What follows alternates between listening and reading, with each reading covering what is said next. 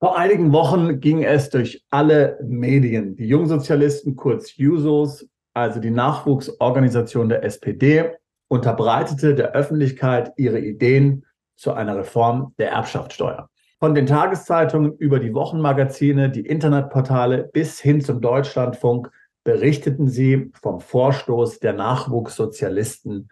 Ein gelungener Medien-Coup also. Was hat es damit genau auf sich? Sicherlich hast du auch schon davon gehört. Es ist ja nun auch tatsächlich nicht zu vermeiden gewesen. Wir wollen uns deswegen nicht zu lange mit dem eigentlichen Vorschlag aufhalten, sondern wollen vor allen Dingen natürlich schauen, was sind so die Konsequenzen hinsichtlich der Erbschaftssteuer. Wie wäre das, wenn man ins Ausland umzieht? Was ist da zu beachten? Kann man sich dann letztlich vor einer solchen oder ähnlichen Maßnahme dann schützen? Im Grunde ist der Vorschlag der Jusos, für den der SPD-Nachwuchs auf seinem Bundeskongress in Braunschweig auf einen entsprechenden Antrag hin stimmte, ganz einfach. Man will eine bedingungslose Auszahlung von 60.000 € an jeden, der das 18. Lebensjahr vollendet und seinen Hauptwohnsitz in Deutschland hat, und zwar unabhängig vom Aufenthaltsstatus. Die Verwendung des Geldes soll nicht zweckgebunden sein und die Auszahlung automatisch und ohne Antrag erfolgen. Die Jusos schätzen die Kosten auf schlappe 45 Milliarden € und möchten gerne durch eine Reform des Erbschaftssteuergesetzes diese finanzieren wollen. Man nennt das Ganze ein Geschenk an alle 18-Jährigen, folglich das Grunderbe. Da die Jusos, wie es ein Delegierter formulierte, endlich eine konsequente Umverteilung von oben nach unten anstreben, wollen sie von den rund 400 Milliarden €, die jährlich vererbt werden, knapp 15% durch die Erbschaftssteuer einnehmen und umverteilen, heißt es gemäß Antrag. Deshalb sieht der Juso-Antrag vor, ab einem Freibetrag von 1 Million € eine Erbschaftssteuer von 10% einzuführen. Dieser Steuersatz soll schrittweise ansteigen. Die zweite Million über dem Freibetrag soll mit 20%, die dritte Million mit 30% besteuert werden und so weiter. Ab der 9. Million soll ein Spitzensteuersatz von 90% greifen. 90%. Die Juso-Idee heißt also, jeder Mensch auf der Welt, der über 18 Jahre alt ist und sich mit seinem Hauptwohnsitz in Deutschland anmeldet, denn auf den Aufenthaltsstatus kommt es ja gemäß den Vorstellungen des SPD-Nachwuchs nicht an, bekommt vom deutschen Steuerzahler ein Geldgeschenk in Höhe von 60.000 €. Das erfreut natürlich die wenig betuchte jugendliche Wählerschaft in Deutschland, insbesondere die wachsende Zahl derjenigen, die noch keinen deutschen Pass haben. Viele Millionen junger Europäer, Asiaten, Afrikaner werden interessiert, ihre Ohren spitzen. Schließlich gibt es in Deutschland vielleicht viel Geld zu verschenken. Ist der Juso-Vorschlag also populistisch? Natürlich ist er das, ist ja ganz klar. Aber so nennt man das nicht, denn populistisch ist ja immer nur der politische Gegner. Man selbst, also die Jusos, will ja nur soziale Gerechtigkeit. Dass man damit den Sozialneid schürt, mag bestenfalls ein bedauerlicher Nebeneffekt sein. Ein Schelm, wer Arges dabei denkt, nicht wahr? So sei es, wie es sei, so wie von den Jungsozialisten gefordert und in ihrem Antrag verabschiedet, wird es natürlich niemals tatsächlich kommen. Dazu ist der Vorschlag viel zu radikal und in der wirklichen Welt jenseits jungsozialistischer Wunschvorstellungen nicht durchzusetzen. Dafür sorgen alleine schon die vielen mächtigen Lobbygruppen. Wirklich gefährlich allerdings für dein Vermögen wird, was in den Köpfen der Erwachsenen vorgeht. Der Politiker von CDU, CSU und SPD, die sich über weitere Reformen des Erbschaftssteuergesetzes Gedanken machen. Und diese Reformen werden wohl kommen. Wir reden ja immer wieder hier auch von Dingen wie zum Beispiel einen möglichen Lastenausgleich, Vermögensteuer und so weiter und so fort. Kein Mensch weiß natürlich wirklich, ob da was kommt und wieder was kommt. Aber diese Diskussion der Erbschaftssteuer zeigt natürlich, dass es verschiedene Möglichkeiten gibt, hier auf Vermögen zuzugreifen. Ja, deswegen, man muss wachsam sein als Bürger. Du musst wachsam sein, vor allem wenn du Vermögen hast. Wir wissen nicht genau, wie der Staat hier zugreifen will auf Vermögen. Dass er aber zugreifen will, das wissen wir. Und das wird eben auch deutlich in dieser geplanten Reform des Erbschaftssteuergesetzes. Was sehen hier die Politiker also vor? Zunächst muss man festhalten, dass die Ampelregierung aus SPD, Grünen, FDP durch eine Gesetzesänderung seit dem 2023 das Vererben von Immobilien wie Wohnhäusern und Eigentumswohnungen bereits deutlich teurer gemacht hat. Ja. Also da sind bereits, sage ich mal, versteckte Steuererhöhungen gekommen.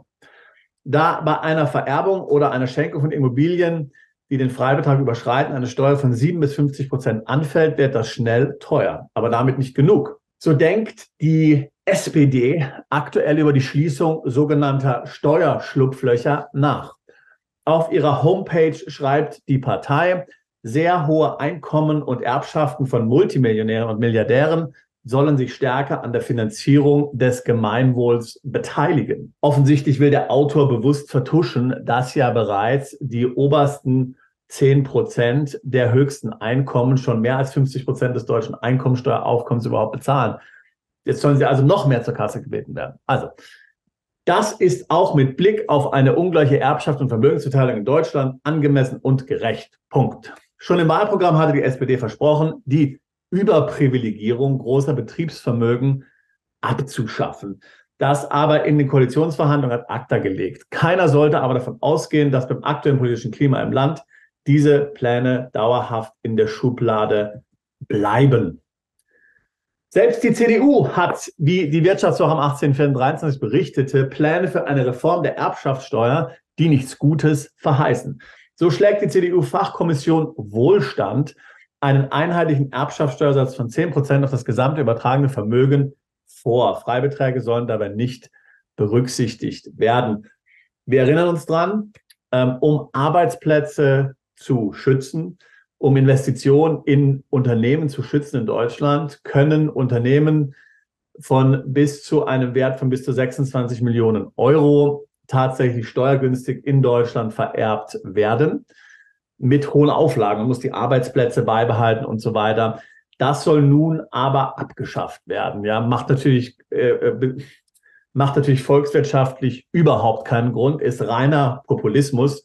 Der Steuertarif, von dem die CDU hier spricht, soll auch für Unternehmen gelten und viele Ausnahmen und Schlupflöcher sollen abgeschafft werden. Auch hier gilt, auch wenn es sich bei dem Papier bisher nur um einen Entwurf handelt, den der CDU-Chef Friedrich Merz noch nicht abgesegnet hat, sollte man sich nicht darauf verlassen, dass es für die Erben nicht deutlich teurer werden soll.